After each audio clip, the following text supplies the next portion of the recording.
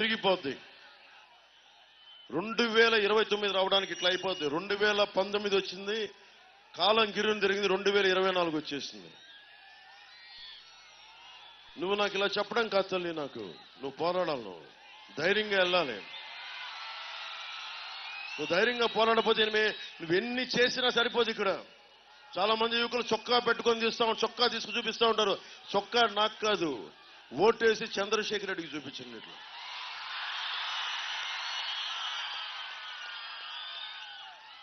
నేను మీకు ఒకటే మాట ఇస్తున్నా, కూటమి ప్రభుత్వం రాగానే కాకినాడ మళ్ళీ పాత విధానంలో లా అండ్ ఆర్డర్ చాలా బాగుంటుంది.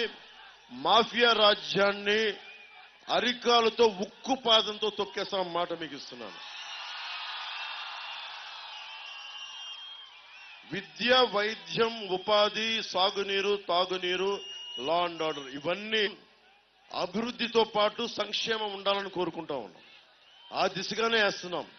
మేనిఫెస్టో చదవండి, మేనిఫెస్టో గురించి వినండి. మెగా డిఎస్సి కానీ, 20 లక్షల ఉపాధి ఉద్యోగాలు కానీ, 25 లక్షల హెల్త్ ఇన్సూరెన్స్ కానీ, 3 సిలిండర్లు కానీ కుటుంబానికి, మన ఆడపడుచులకి, అలాగే ఉచిత బస్సు ప్రయాణం కానీ ఇవన్నీ ఉన్నాయి. దివ్యాంగులకి 6,000 కానీ, పూర్తిగా చచ్చుబడిపోయిన వారికి 15,000 ఇవన్నీ ఉన్నాయి. వీటన్నిటికీ మించి మనకు కావాల్సింది భద్రత, స్వేచ్ఛ. ప్రజాస్వామ్యం మనకిచ్చింది భద్రత, స్వేచ్ఛ. ఆ స్వేచ్ఛని మీరు పోగొట్టుకోకండి. రౌడీలు రాజ్యాలు ఏలుతున్నారంటే తప్పు మనది. మనం విడిపోతున్నాం, వర్గాలు గానో, పార్టీలు గానో, కులాలు గానో విడిపోతున్నాం. నేను మనుషుల్ని ఏకం చేయడానికి వచ్చాను, విడగొట్టడానికి రాను. సో మీ అందరికీ ఈ సమయాన ఒకటే కోరుకుంటున్నా, భవిష్యత్తు మొత్తం ఆంధ్రప్రదేశ్ ప్రజానీకానికి కాకినాడ నుంచి అందరినీ ఉద్దేశించి మాట్లాడుతున్నాను.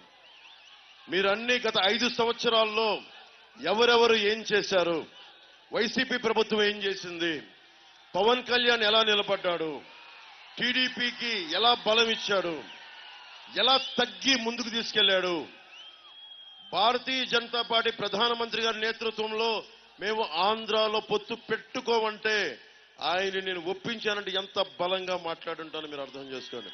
దేనికి మాట్లాడాను? పవన్ కళ్యాణ్ ఎంపీ, ఎమ్మెల్యే కాకపోతే ఏమవుతుంది?